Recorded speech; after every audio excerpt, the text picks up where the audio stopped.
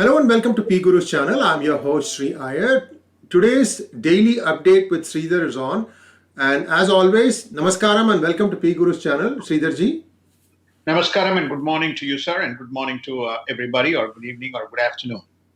Yes, indeed, a good day to all of you. And we are going to dwell upon the effects of COVID on the world in general to start with. There's so much to talk about today. The Quad Agreement, the significance of India as a global power is increasing by leaps and bounds. And to talk about all of that, Sridhar ji, please take it away. Thank you, sir. Let's start with COVID. I think the markets fell yesterday by 500 points. Today, 650 points, and then today it's looking at another 500-point drop. The markets are responding to the rising cases of COVID, not just in United States but around the world. Uh, on an average per day, the number of cases has grown to about 69,000 plus in United States. The number of hospitalization has grown on an average by 5%. The states that are impacted in this rising tidal wave is around 36 states in United States. Apprehensive of this, Germany is now contemplating shutdowns of restaurants and bars in a closed setting till November 30th. So Europe is generally getting into a lockdown mode. Um, and that is all reflected in markets and market sentiments, notwithstanding the fact that there are close to 12 vaccine trials around the world that is currently going on, including what we heard yesterday from AstraZeneca and J&J, that there's some kind of a vaccine that is ready for going into the market sometime after the elections. So, So, go ahead, please go ahead. I thought you had complete. so that's reflected in the market sentiments in terms of the fear of the unknown. Well, it was expected that as the weather cools down in the northern hemisphere, that things will again pick up in terms of COVID activity. And this is, I guess, it's to be expected. But in terms of preparedness, don't you think that the world is better prepared today than perhaps when it started late January, February of this year? I think the that's a very fair statement, which is just summarized. The world is better prepared. The world recognizes that it has to be dealt with. People can, notwithstanding the fact that lockdown. I think the general opinion that would be prevalent is, there's catastrophic consequences of locking people down, but allowing people limited movements, but with much more precautions would be the way to go. Yes, the world is better prepared to deal with it. Some elements of protocols that they can follow, notwithstanding the fact that there's no vaccine. It's very interesting in India because I was talking to a few families, who have been impacted by COVID. So they seem to be using a combination of some kind of vaccine serum in conjunction with Ayurveda, plus, of course, the traditional, Indian herbs. And the rationale that is being given is, one is the treatment to the extent that's best feasible in the absence of a known protocol. The second is, I think this is something that has to be made aware in Western nations, more specifically United States and Europe, which is the immunity boosters. See, when you boost immunity in the system, our body can fight any kind of external threat that comes in. So that's something that really one needs to focus, which is not just purely treating the virus, but it's also how you empower the body to be better enablers with immunity to tackle the virus. Yes, indeed. And let us gaze at what has been happening in the Indian subcontinent. The United States and India, 2+2, have signed some very important agreements. And the star of India is shining bright right now because the United States is recognizing that here is a stable power that could be someone that they can partner with for the near foreseeable future. I'm hearing a lot of good things about this. Sir, what are your thoughts? And perhaps you can summarize for us how you see this relationship evolving perhaps in the next decade or so. Got it. Thank you. I think we have discussed this topic for the past few days, not only in the daily but in other sessions. That India is the beachhead and the spearhead of the Quad strategy, especially as the Indo-Pacific region is concerned.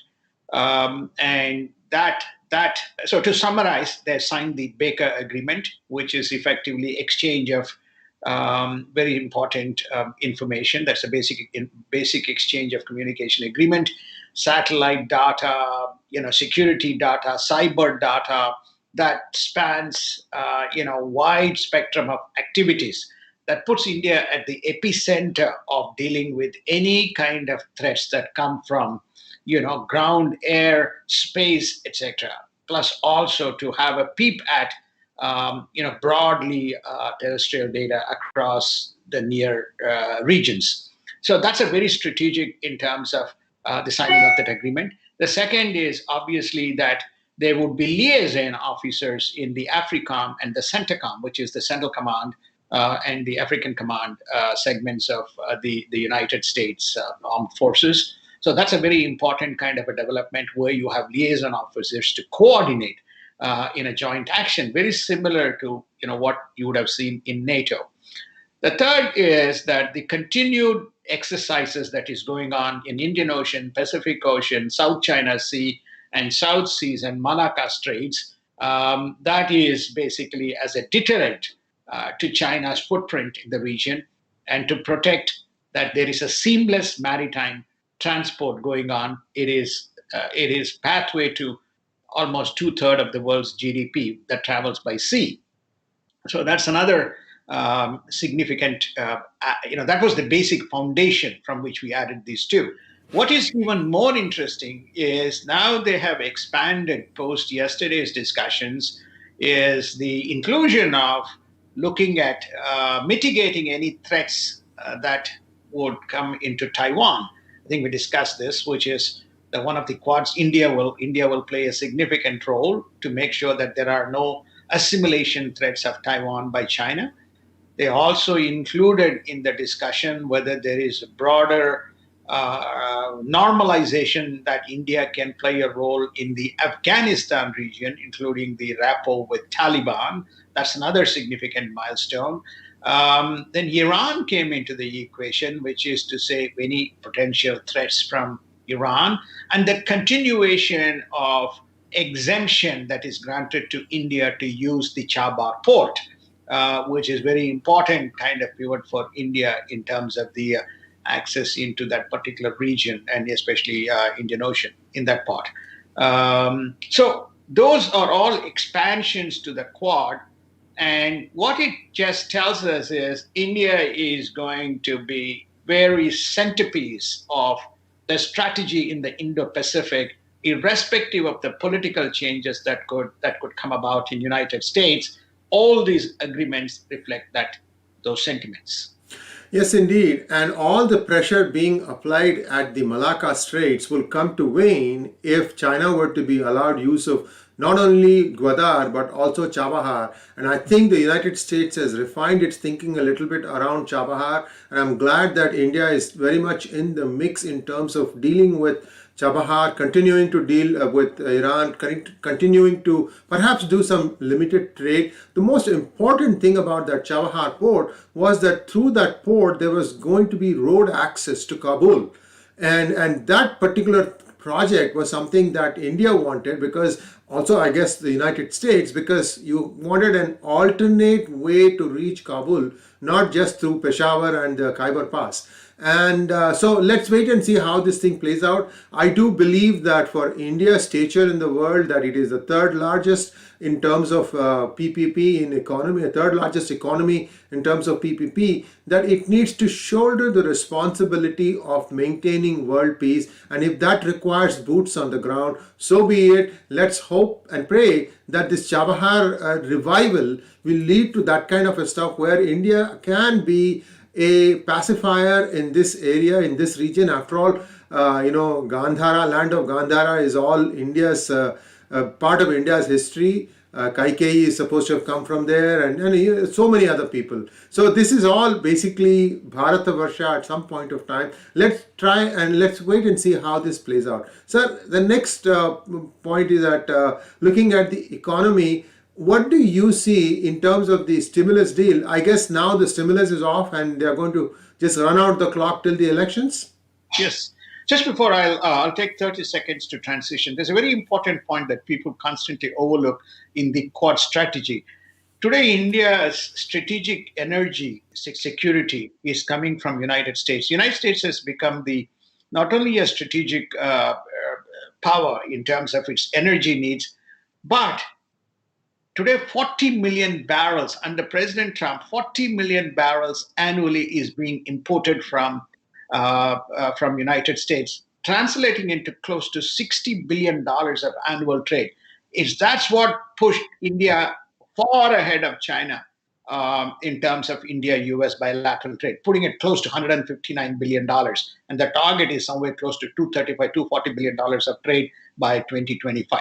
Just wanted to mention that energy security is an important pivot. People often mistake and the consequence of the bilateral volume as well as the strategic mitigator. Now, to a specific question around the economy, there's some positive signs.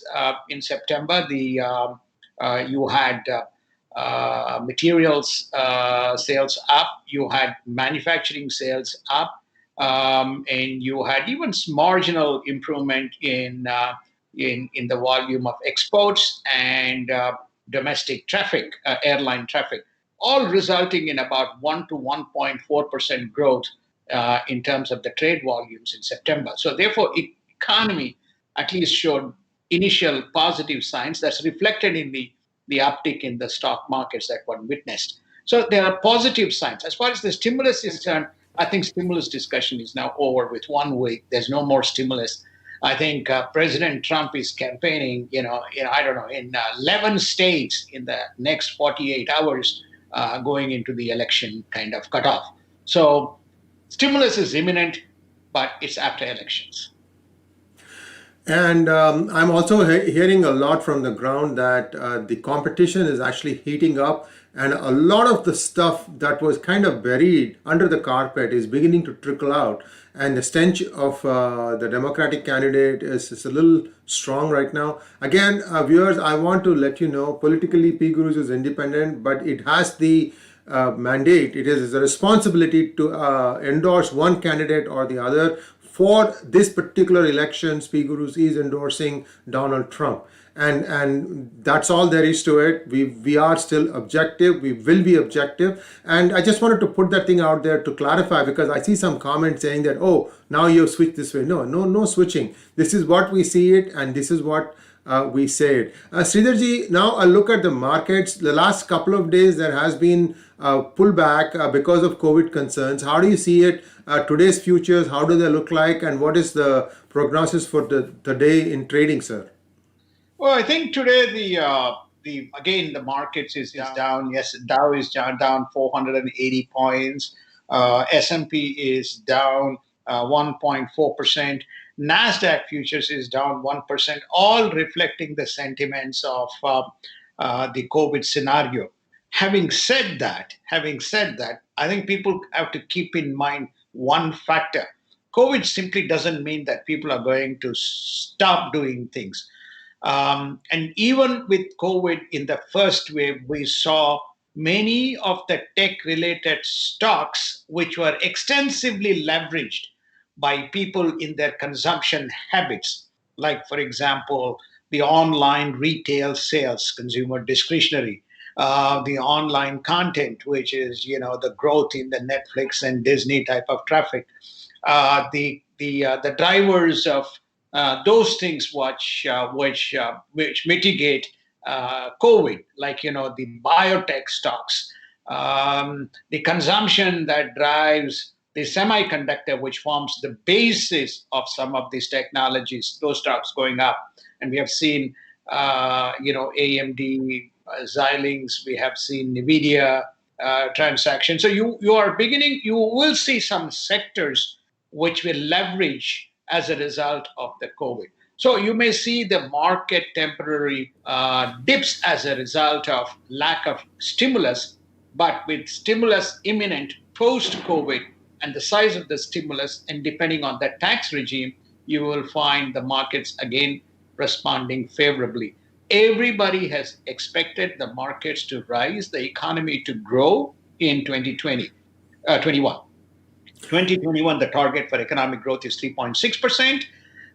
Depending on if you're JP Morgan, who will say, a Trump presidency will accelerate the stocks by X%, depending on, Goldman, who gave a counter, which is to say, even if Democrats come in, the stock market may see an upside tick. So you have these are not, I mean, necessarily financial institutions are not taking a political kind of a stand, but there's general posturing that the markets in 2021 and 2022 will see uptick with imminent vaccine as well as imminent stimulus driving the underlying growth, and most important, low, almost close to 0%. There is no foreseeable at this stage prediction for growth in the interest rates.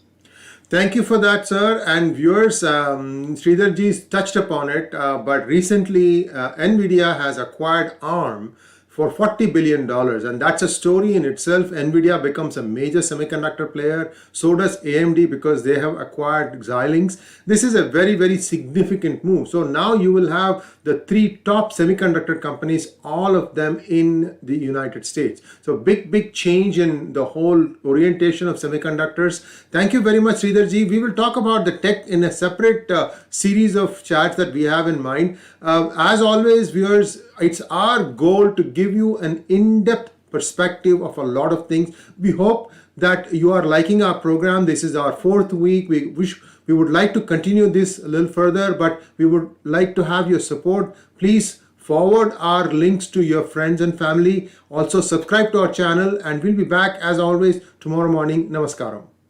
Namaskar, and thank you, sir. Have a wonderful day, all of you.